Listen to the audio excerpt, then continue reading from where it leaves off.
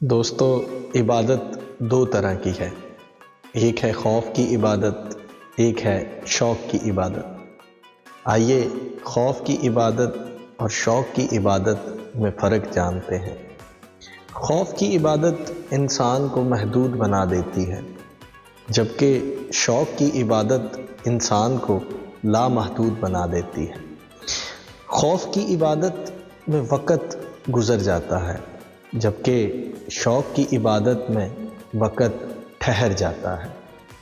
خوف کی عبادت انسان کو اسی عالم میں رکھتی ہے، جبکہ شوق کی عبادت انسان کو اس عالم سے اس عالم میں لے جاتی ہے۔ خوف کی عبادت محض ایک ایکسرسائز ہے، جبکہ شوق کی عبادت انسان کے لیے اصل معراج ہے۔ دوستو، فیصلہ آپ نے اور میں نے خود کرنا ہے کہ ہم خوف کی عبادت کرنا چاہتے ہیں یا ہم شوق کی عبادت کرنا چاہتے ہیں۔